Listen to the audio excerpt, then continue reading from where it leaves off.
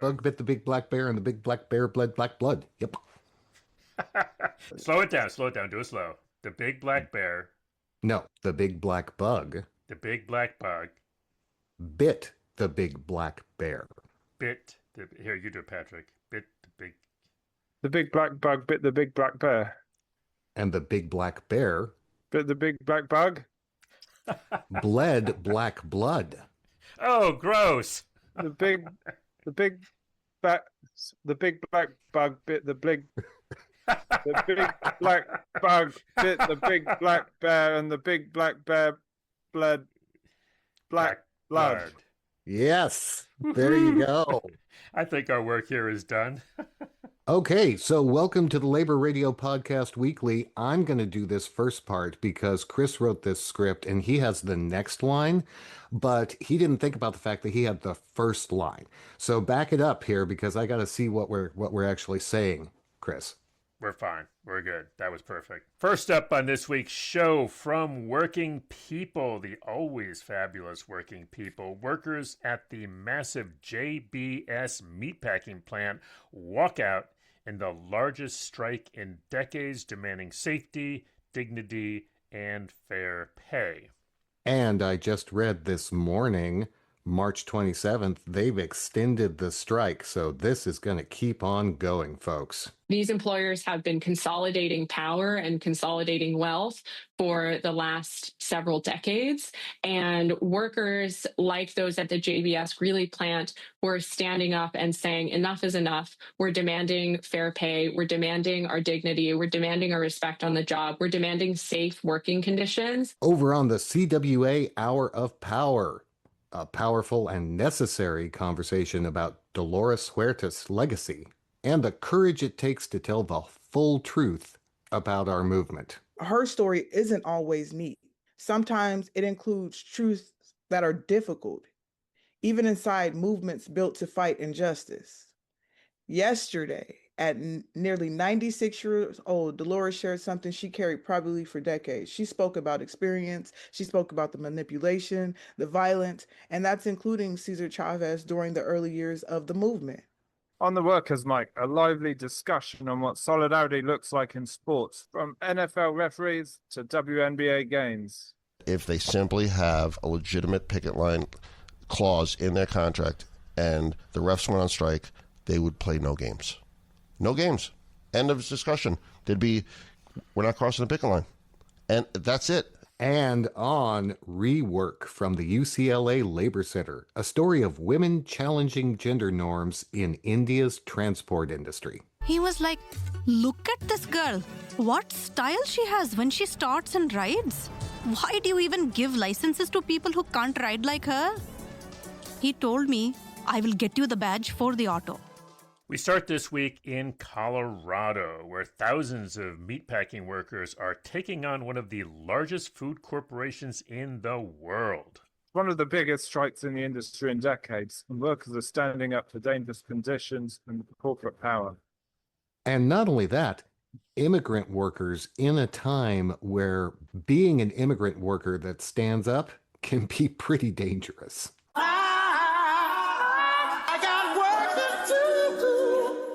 All right. Welcome, everyone, to Working People, a podcast about the lives, jobs, dreams, and struggles of the working class today. Working People is a proud member of the Labor Radio Podcast Network and is brought to you in partnership with In These Times magazine and the Real News Network. My name is Maximilian Alvarez, and we've got a critical strike update episode for y'all today. Workers from around the world have united in the largest U.S. meatpacking strike in 40 years. The 3,800 workers at the JBS beef processing plant in Greeley, Colorado, walked off the job on Monday, March 16th, launching a 2-week unfair labor practice strike. This is the company's flagship beef plant in the U.S. Its previous contract with Food and Commercial Workers UFCW Local 7 expired last July. Strikers say JBS has been increasing the speed of the production line while cutting work hours from 40 hours a week to 35, squeezing out more work for less money. To talk about this critical strike, I'm grateful to be joined on the show today by Caitlin Clark and Lisa Hsu. Caitlin is a national organizer at Essential Workers for Democracy, an organization dedicated to rank-and-file member education and empowerment for UFCW members in grocery, meatpacking, and retail. And Lisa is a staff writer and organizer at Labor Notes. So the corporate headquarters of JBS is based in Greeley.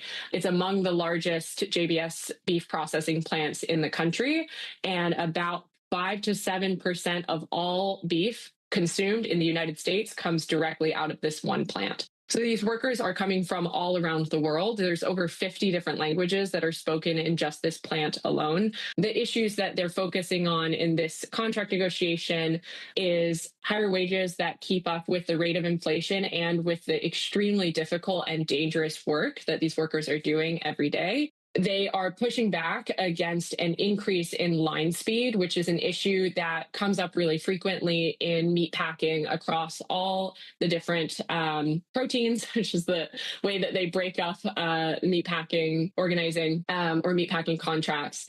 So across the meatpacking industry, line speeds are going up. This is always an issue for meatpacking workers.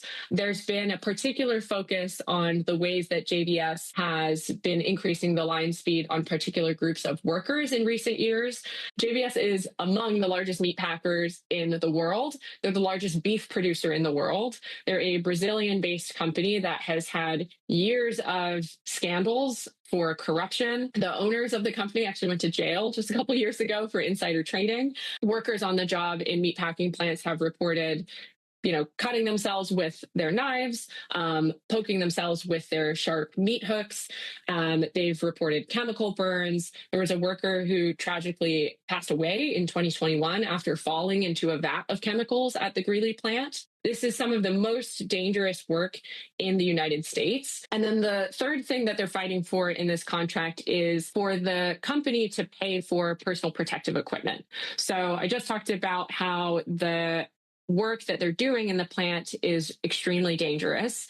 And in order to protect themselves and work safely, they wear a wide range of personal protective equipment. But if you work there for more than 6 months, you may end up having to replace this equipment, either because it's getting worn out, it's been damaged, it's been lost, or it's been stolen. And anytime you have to replace your personal protective equipment, you have to pay for it. And the company doesn't really give you an option because it's a requirement to wear the PPE when you're working.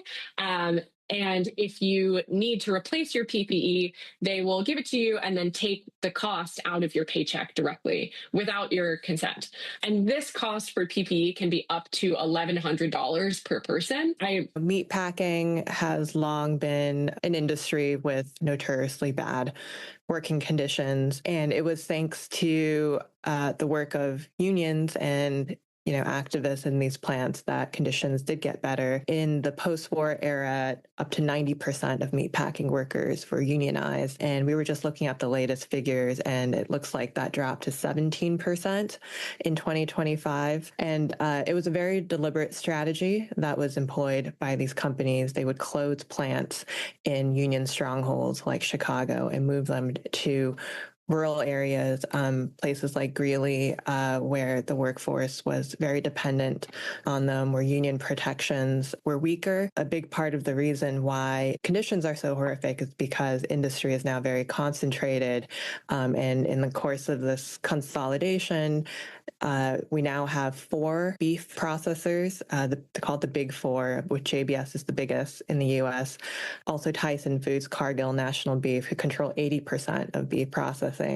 And not only is this bad for the workers in the plant, it's also bad for consumers, because as they reap these record profits, beef prices are increasing for everyone, and it's also bad for small cattle growers. Well, and this is the same goddamn story that we hear in different sectors of the economy, across the country, right? You guys report on it at Labor Notes. We report on it here at Working People. Like, pick your industry and you'll hear the same kind of thing, right? The railroads have been consolidated to now they're like 4 companies, and they want to merge into like 2 mega companies, right? Basically every hospital system has been bought up by, this or that healthcare conglomerate. You have almost all of the media, owned by like a handful of companies. The consumer products that fill our stores and our aisles all come from like, 3 to 4 mega companies. And you inevitably hear, as a result of this kind of corporate consolidation, that consumers and workers pay the price for it while profits soar through the roof for, Wall Street shareholders and corporate executives. Like, we can't keep going down this road and expecting like a different result. But you can see the horrific results like anywhere you look in this damn economy. I can't overstate how brave and courageous the workers who are out on strike at JBS are. There are so many conditions that are stacked against them and are working to try to scare them out of taking this kind of action against their employer.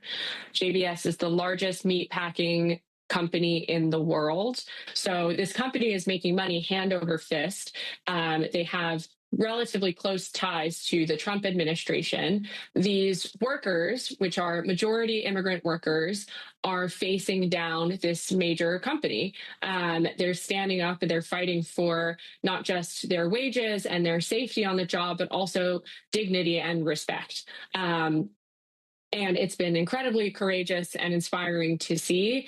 And I am hopeful that it may be able to have a ripple effect across the entire meatpacking industry. As we've mentioned, the JBS Greeley strike is the first major meatpacking strike in 40 years. We need more militant action. These employers have been consolidating power and consolidating wealth for the last several decades. And workers like those at the JBS Greeley plant were standing up and saying, enough is enough. We're demanding fair pay. We're demanding our dignity. We're demanding our respect on the job. We're demanding safe working conditions. That's how we're going to stand up to this consolidated corporate power. All right, gang, that's going to wrap things up for us today. I want to thank our guests, Caitlin Clark and Lisa Shu. Go and read Caitlin and Lisa's vital report on the JBS meatpacking workers' strike in Labor Notes. I'm Maximilian Alvarez. Take care of yourselves. Take care of each other. Solidarity forever.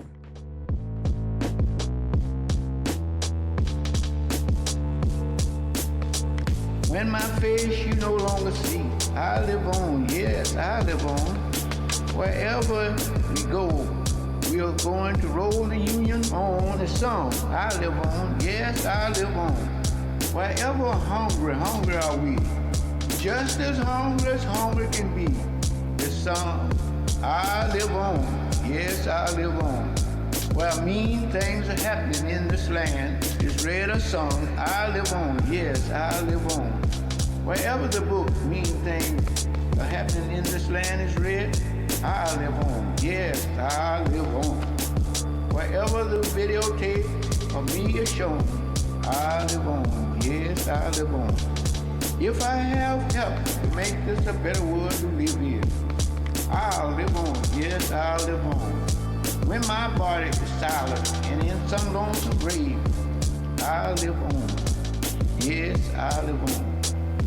When my songs and poems are read, I live on, yes, I live on.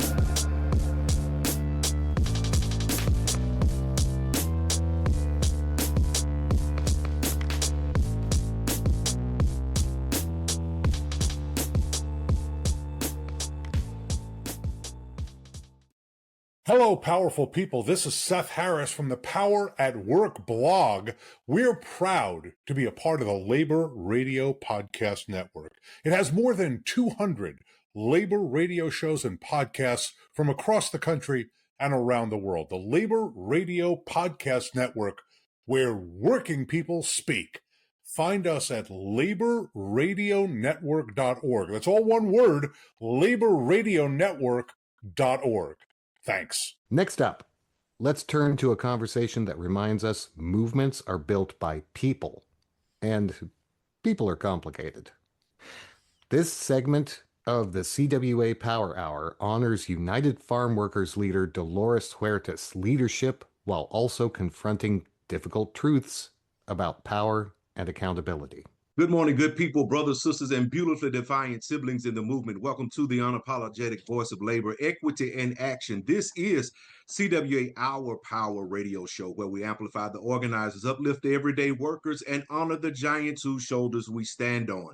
Right here on KYOK 1140 AM and 106.5 FM in the heart of Houston, Texas, because we don't play at CWA. Women's History Month is more than a calendar recognition. It is her story. It is the untold, undertold, and sometimes deliberately erased contributions of women who built movements, shaped labor, protected families, and shifted power in this country. Her story is not just about first, it's about force, it's about foundation, it's about the women who organized when wages were unfair, who negotiated when systems resisted, who showed up in the union halls, the courtrooms, classrooms, fields, hospitals, and city councils and demanded change.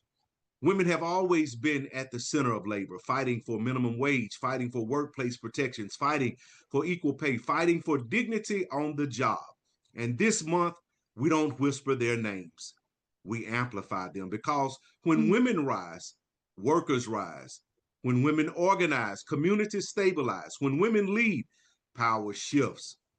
This is Women's History Month. This is her story. And today, we spotlight by way of Tay Atkins. All right, thank you, Errol. This week we continue honoring her story, and this one is rooted directly in labor. Dolores Huerta, and you all, I can't roll that R, but respectfully, co-founder of the United Farm Workers. But don't reduce her to a footnote behind Cesar Chavez. Dolores negotiated contracts. She built organizing strategies. She rallied workers who were invisible to the system, farm workers.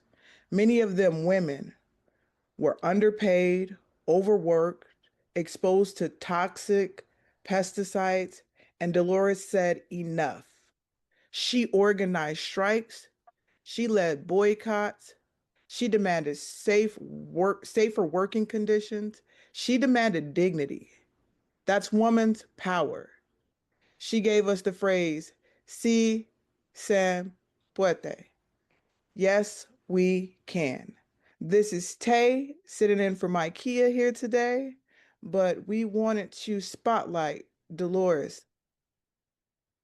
Family, we've got to talk just for real, just for a few moments, because when you look at it, her story isn't always neat. It's not always clean. And sometimes it includes truths that are difficult, even inside movements built to fight injustice. And yesterday, at nearly 96 years old, Dolores Huerta shared something she carried privately for decades. She spoke about experiences of manipulation and sexual violence during the early years of the movement. And we want to handle this conversation with care and respect. And we're not here to tear down a movement. We're here to acknowledge truth and the courage it takes to speak about it. And Tay, I want to bring you back in. First, Errol, I want to say that was a powerful statement. That is a very powerful statement, and I want that to sit with a few people just for a little bit. This is not to tear down a movement, but we will talk about how brave Dolores is. We just heard about the strength, the strategy, and the sacrifices of Dolores Huerta, a woman who helped build one of the most important labor movements in this country. But family, real talk for a moment. Her story isn't always neat. Sometimes it includes truths that are difficult, even inside movements built to fight injustice.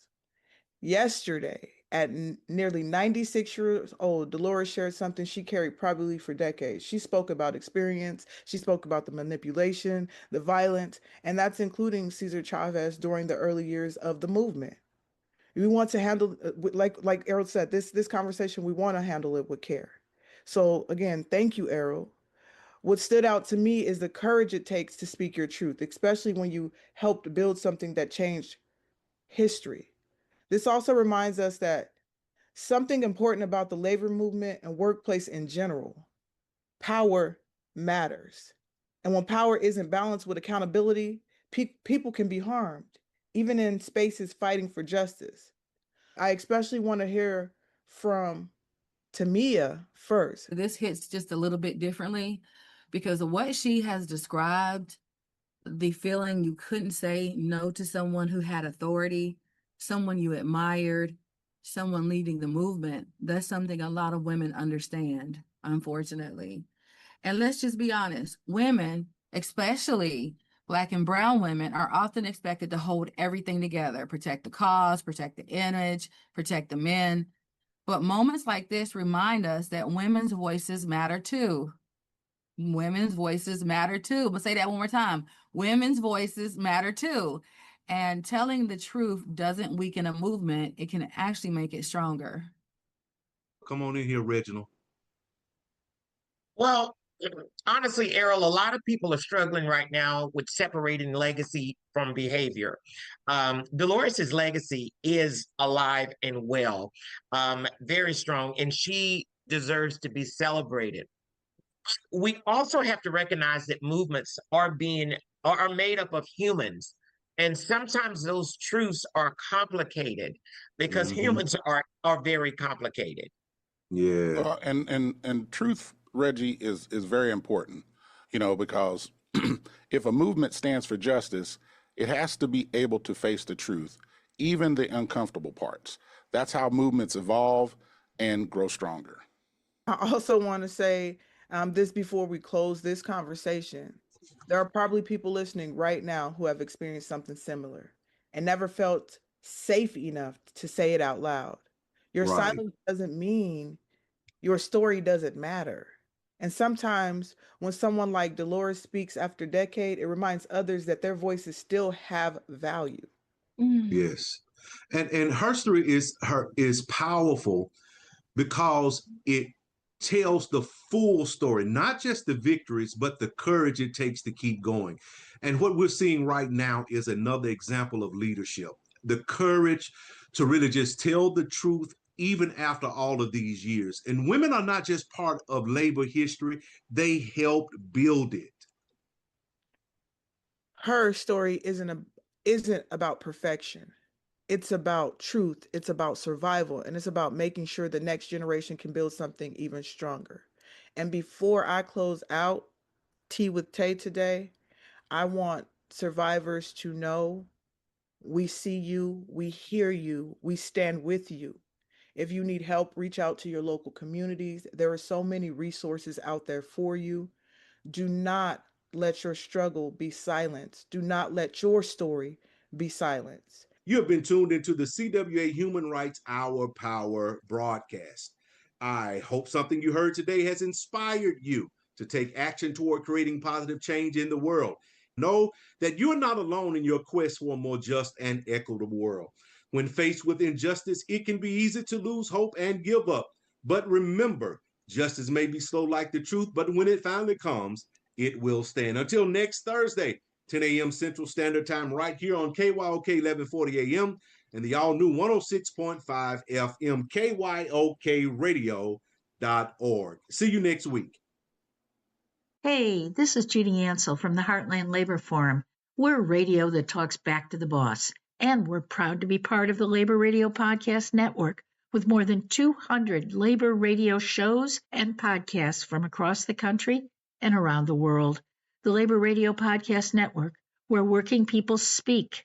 Find us at laborradionetwork.org. On the workers' mic, the focus shifts to sports and whether players will stand in solidarity with striking referees. Because a picket line is a picket line, whether it's on a factory floor or a football field. You got that right. And one of the things I love about this segment is we don't really get into sports a lot on this show, guys, but this is definitely a sports section. The guys are having a good time, but they're also making some really important points. Good morning, everyone. Welcome to the Workers' Mic right here on 720 WGN, powered by the National Coalition of Labor. I'm Ken Edwards with the National Coalition of Labor. Sitting to my right, Ed Maher with the NCO. Good morning, Ed. I'm your right-hand man, is what you're saying? Yes, always. And my left-hand man is sitting to my left, Phil Davidson from MACRC, Mid-America Carpenters Regional Council. Good morning, Phil. Good morning, Ken and Ed. How's it going? I'm good. Did you read about Major League Baseball umpires? NFL. Sorry, NFL. You're right. NFL refs. NFL refs. Yes. Are thinking about striking. And the NFL immediately went out and said, hey, everybody, there might be some temporary jobs open. Yes. Right? And they can only go to like small program college referees, I believe, right? Because I think maybe the college refs have their own union, but they're going to I've got find a better idea. Scab refs. What? Let's play NFL games with no referees. Ooh, that'd be good. Yeah, no more fair catches, no more late hits, taunting, unsportsmanlike conduct. It would be like what we always wanted the XFL to be, but it never actually came through. You're saying just like unfettered football. Prison ball. Yes. Let's play like straight up prison football. Isn't that what they Our play? bloodthirsty country would love that, that's for sure. Isn't that, our bloodthirsty country would love that. Isn't that what they play in like England and whatever? Or Ireland? Oh, they play like a different version of football where it's just like they don't even wear helmets. Rugby? Yeah, it's called rugby. No, there's like something football, right? There is. There's like Australian rules. Football. Yeah. Okay, whatever it is, it's tougher, and the guys seem like a lot more macho. If you go back into history, into like the teens, like the the aughts or the teens or the 20s, people used to die playing college football all the time. Is that right? The newspapers would have lists of players that died in football games. I did not know that. Because they would basically just do what the Mighty Ducks did with like the flying V, and they'd have like one guy holding the ball. And everybody just... Yeah, I watched a documentary on it a couple of like a month ago, and it used to be a real deadly sport. So let's get rid of these. Let's get rid of the refs for a little while. Just see how it goes. Yeah. First of all, that's a terrible idea, and second of all, we're supposed to be on the side of the refs. It's the workers' mic here. I'm on the side of entertainment at the moment, but right after entertainment comes the refs. Okay. I'm not siding with the league, all right? I got to go back to, and I'm going to say this again, I'll say it 200,000 times, to the NFLPA right now. That's the National Football League Players Association, the union that represents the players, that if they simply have a legitimate picket line clause in their contract and the refs went on strike, they would play no games. No games. End of discussion. We're not crossing the picket line. And that's it. So put that clause in your contract and give your refs a little bit of a boost. That's assuming the players support the refs. You never know with these players. Could have been a bad call here and there over the years. Offensive players support the refs. Defensive players want no refs. Well, let's take the personality and the fact that they're doing their job out of the equation. Did you see one of the NFL... RA, is it? The Referees Association, whoever their union is, said one of their points was if you bring in these scab refs, they're going to be more susceptible to gambling. Oh, yeah. And fixing the games because they're not getting paid the wages that our union refs make. And Whoa. So, yeah, they're going to be more susceptible to price fixing and point shaving. It would be kind of funny to see like what kind of cartoonish plays they would miss. There'd be like a fumble and they're just like, nope, didn't see it. This happened recently, right? They'd be like WWF referees where they're like yelling at the crowd and somebody comes in and hits them with a chair. I didn't see it. Fumble, touchdown.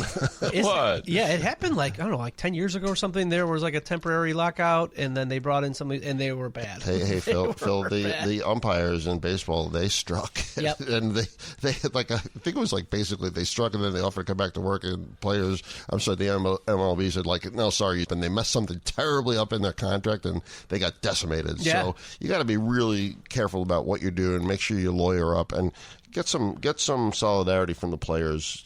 Find a way players to support these folks, because even though you might disagree with one of their calls, they're still out there doing their job. Yeah. So along those same lines, in terms of sports, we're happy to report that the WNBA, Players Association, and the league reached a deal. And, You're welcome, players. Again, we've been covering this a lot on the workers. I don't know do you know what the terms of the deal were? All I know is the ground has been set for the first $1 million player in the WNBA. That's Whoa. awesome. Good. Right? Yeah, and I think the max contract before was like $200,000. Yeah. And Right. that's for the best player in the WNBA. Yeah. For Caitlin Clark. That's awesome. Yeah. And so it's good to see finally, these players get recognized, but let's put it this way. But for the fact of them organizing, Absolutely. they'd be getting nothing. Nothing. Literally. No. They'd be sleeping 4 to a hotel room, garbage conditions, etc.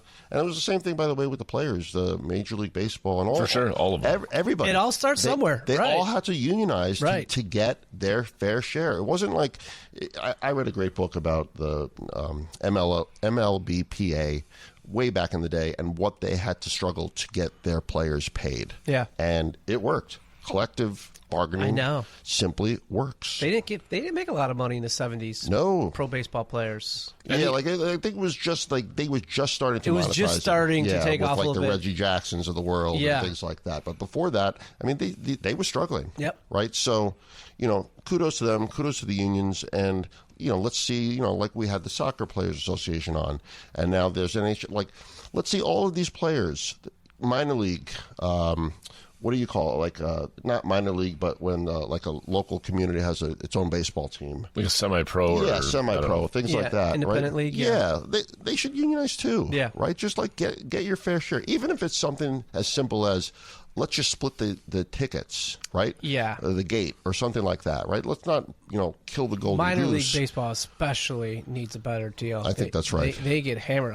Like I remember at one point, single A pro baseball players. Yeah. We're making $1,200 a month. Yeah.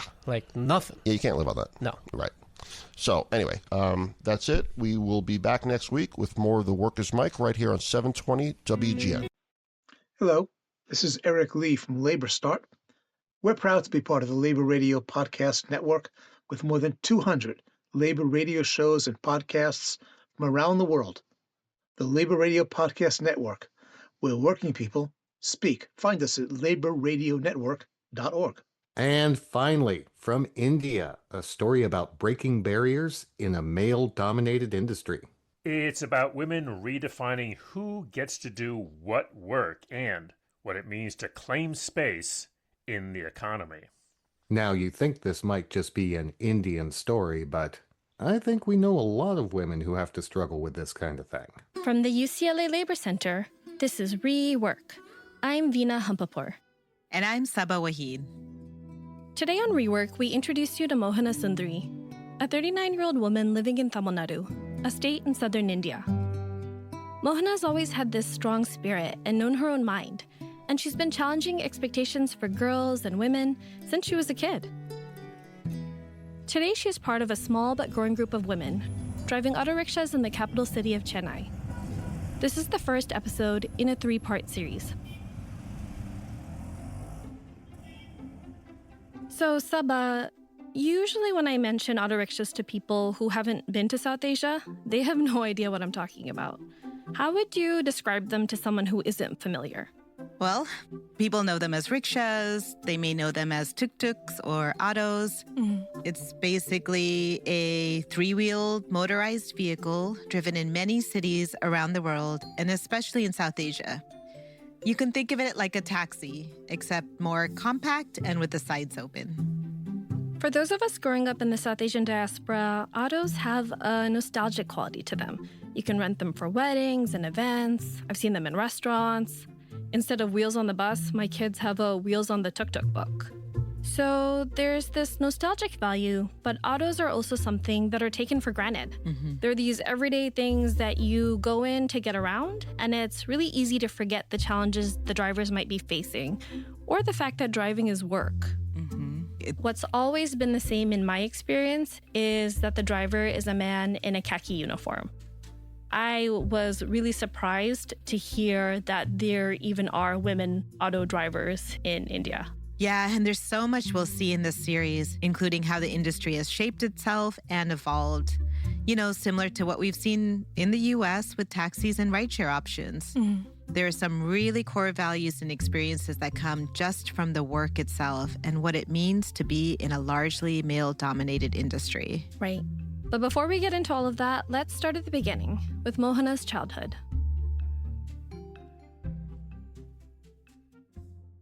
Mohana grew up mostly in Chennai, but her parents worked both in the city and the village to make ends meet. அந்த அளவுக்கு பெருசா ரொம்ப வருஷம் வாழல. ஆனா நான் பிறக்கிறதுக்கு முன்னாடி வரைக்கும் அப்பா அம்மா ரொம்ப ஹாப்பியா வச்சுப்பாங்க. My mother and father didn't live a long life, but they were really happy together. After my birth, my parents kept moving between the village and Chennai. They couldn't leave their jobs or farming. They had to do both. My father used to work for a textile company in Chennai, dyeing clothes. He would give all his earnings to our mother, keeping just enough for a drink for himself each month. My mother would make all the important family decisions. She had a deep love for farming and wanted to secure a better future for us. She decided to sell her jewelry to buy land, and my family farmed that land. Mohana's mother gave her some advice that stayed with her. ஆம்பளை எவ்வளோ சம்பாதிச்சாலும் பொம்பளை எவ்வளோ சம்பாதிச்சாலுமே ஒரு life பார்ட்னரா நம்ம My mom believed that no matter how much a man earns or a woman earns, everything should be equally shared between husband and wife. But she also said, no matter how much you earn, you should always set aside 10 rupees that nobody else knows about. Don't ever give away everything to others and put yourself in a position where you have to depend on them. People will be around as long as you have something. When you have nothing, they will leave. That's something that still stays in my mind till today. Mohana learned to drive long before she was doing it professionally. ஃபுல்லா mechanic, two wheeler, 3 shed, auto shed, car shed எல்லாமே அந்த line. I grew up around Dasamangan Road, where all kinds of vehicle mechanic sheds were lined up. Two-wheelers, autos, cars. During Ayudha Puja, the car sheds and auto sheds would be totally decorated. I'd ride my cycle there and hang out with my dad's friends' kids. If I saw someone with a vehicle, I would tell them, "Give me a round," and I'd drive it. That's how I slowly learned to drive a car. Anything related to driving, I really like. The idea of me driving an auto first came up around the time a friend of mine got married. Rekha, who worked with me at the printing job, married a mechanic who drove an auto. And the way he drives is like a race car driver. So confident and fast. Watching that again and again made me interested in driving an auto. I asked what I should do if I wanted to drive an auto. They said I need to get a license. Mohana decided to go to driving school, and her family was supportive. She wanted to get certified to drive both a two-wheeler and an auto since she's been driving her bike without a license. To drive an auto for commercial purposes, Mohana would need a badge. வண்டி நின்று போகும்போது of ஆகக்கூடாது. அப்படியே you turn போட்டு இங்க வந்து நிக்கணும். You turn பண்ணும்போது ஆஃப் ஆகக்கூடாது. உன் காலை கீழே வைக்கக்கூடாது. இதை மட்டும் நீ ஓடி. The instructor gave me a challenge. He told me to try riding the bike without stopping or putting my foot down, even during the U-turn, and said if I did that, he'd give me the auto badge. No one believed I could ride the bike.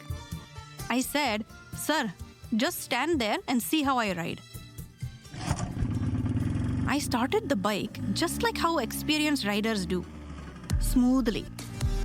I went straight, made a U-turn without even putting my foot down, and came back. While I was gone, he was blasting everyone around him. He was like, "Look at this girl. What style she has when she starts and rides. Why do you even give licenses to people who can't ride like her?" He told me, "I will get you the badge for the auto." He gave me his word. After 2 months, he got me the badge.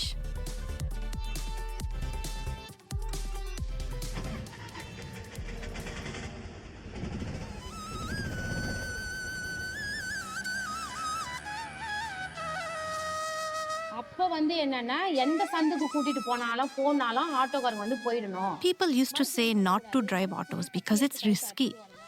They told me that if I refused any rides, someone might take a knife and slit my throat. I earned the badge, but I didn't start driving an auto. I just quietly stepped away. Mohana chose not to become a professional driver at this point, but her life was still about to transform.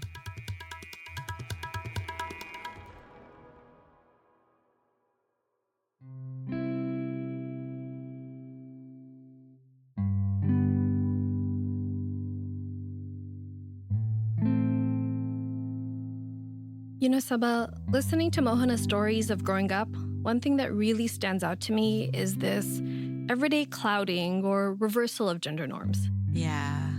From a young age, Mohana questions why girls aren't seen as capable as boys. And her parents' marriage challenges a lot of stereotypes of South Asian families and people who come from villages. Mm-hmm. Her mother handles the finances and makes the big decisions, while her dad raises his daughters. Mohana's family supports her interest in driving professionally, even though that's normally a job for men. Yeah. And her mother models what it means to be a strong, independent working woman. And Mohana's mother and sister, they both set an example of girls and women supporting one another. Absolutely. One of my favorite scenes is how Mohana was taught to swim. Mm. You know, where the mom would just kind of push her in the water. Yeah.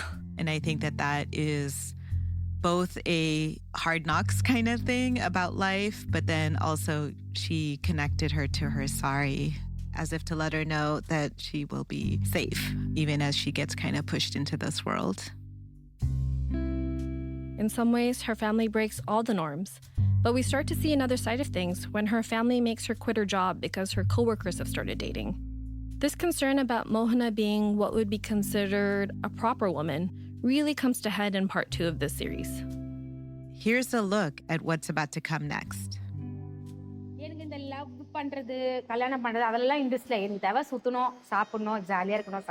I wasn't interested in all that, falling in love or getting married.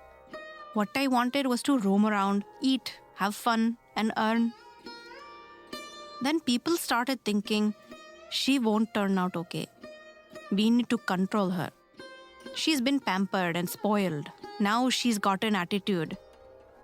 What if she runs away with someone in the name of love? Find someone in the village and get her married off. இவர் வந்து சீர்பட மாட்டாரு, இவரை கொஞ்சம் அடக்கணும், இது வந்து செல்லம் குத்தி விட்டாக்கா இது திமிரி ஆயிடுச்சு, இதுவும் அவன் ஒன்னா ஓடிடும் அப்படின்னு சொல்லிட்டு என்ன பண்ணாங்க, இங்க இருந்து ஊருக்கு என்ன பேக்கப் பண்ணிட்டாங்க.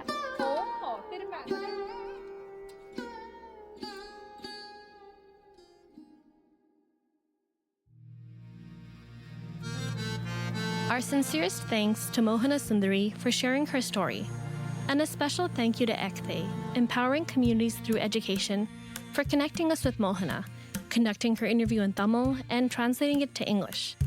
To learn more about Ekthe and to see photos and videos of Mohana and her colleagues, please visit www.ectefoundation.org. And to learn more about women driving auto rickshaws in Chennai, see our show notes for resources. You're listening to Rework, a production of the UCLA Labor Center. This episode was produced by Meena Hampapur, P.S. Vaishnavi, Vijay Gnanaprasad, and Sabah Wahid. Sound design and editing by Veena Hampapur. Mixing by Aaron Dalton. Mohana was portrayed by Anne Akila. Host and actor recording at Pink Cloud Studios. Until next time, rethink, rework.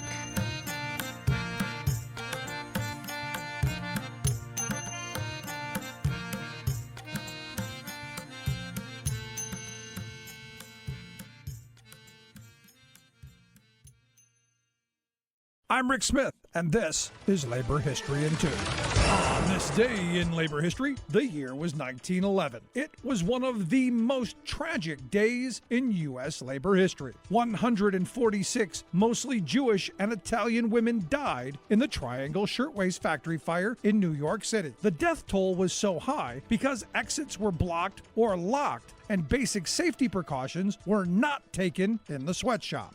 Trapped by the flames, some women chose to leap out the windows to their death. Bodies fell from the sky with such force that the sidewalk cracked below. In the aftermath of the tragedy, labor organizers and social reformers pushed for workplace safety reforms. the public reacted with grief and horror at what had occurred. Moses Rosenfeld, who was known as the poet laureate of the slums and sweatshop, captured this grief in a poem he published in Yiddish on the front page of the Jewish Daily Forward 4 days after the fire. Part of the translated poem read, "Sisters mine, oh my sisters, brethren, hear my sorrow. See where the dead are hidden in dark corners, where life is choked from those who labor. Oh, woe is me, and woe is to the world. On this Sabbath, when an avalanche of red blood and fire pours forth from the God of gold on high. As now my tears stream forth unceasingly, over whom shall we weep first? Over the burned ones, over those beyond recognition, over those who have been crippled or driven senseless or smashed. I weep for them all. Now let us light the holy candles and mark the sorrow of Jewish masses in darkness and poverty. This, our funeral. These, our graves, our children. The beautiful, beautiful flowers destroyed. Our lovely ones burned.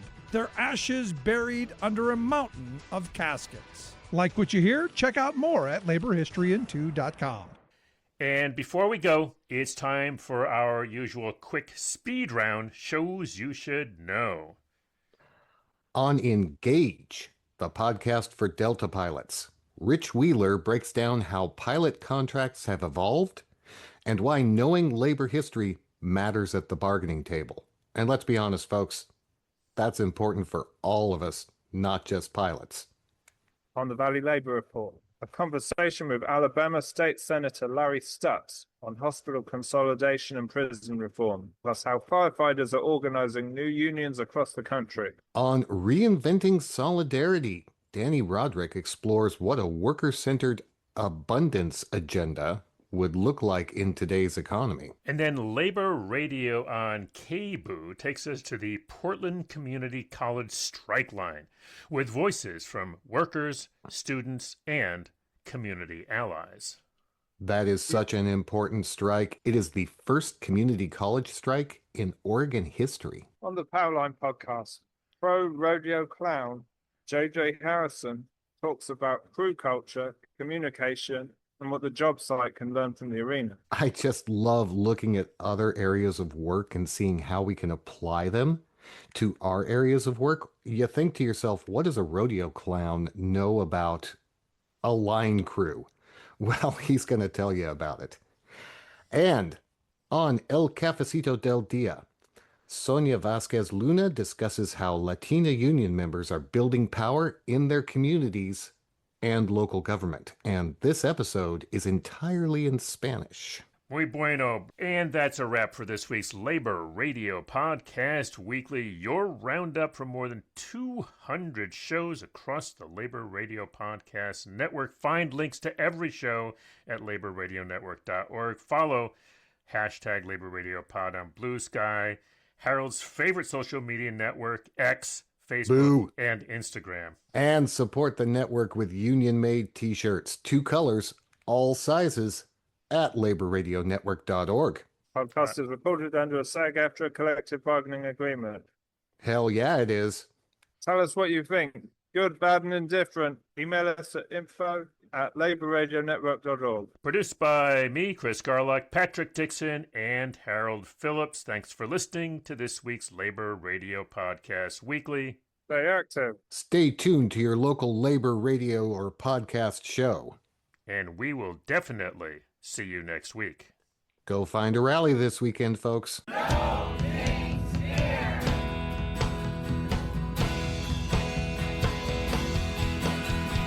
No kings here, not in my America. No kings here, not in my USA. Got no need for royalty. We believe in loyalty to what we call democracy. No kings here. George Washington was president, not just once but twice. And when they offered him a crown, he gave them this advice: No kings here, not in my America. No kings here, not in my USA. Got no need for royalty. We believe in loyalty to what we call democracy. No kings here.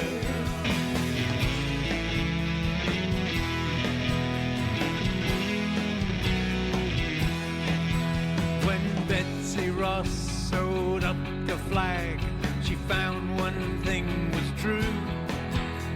There was no room for purple. It was all red, white, and blue. No kings here, not in my America. No kings here, not in my USA. Got no need for royalty.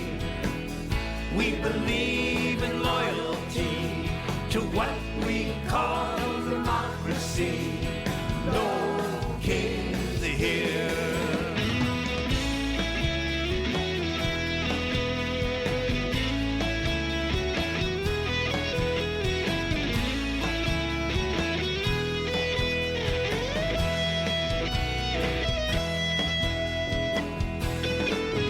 We had a king once years ago, back in days of yore.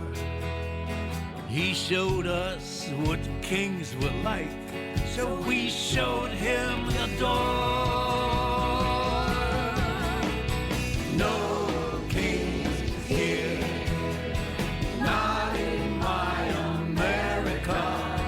No kings here, not in my USA.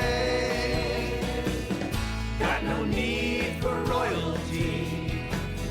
We believe in loyalty to what we call democracy. No kings here. Got no need for royalty. We believe in loyalty to what we call democracy. No kings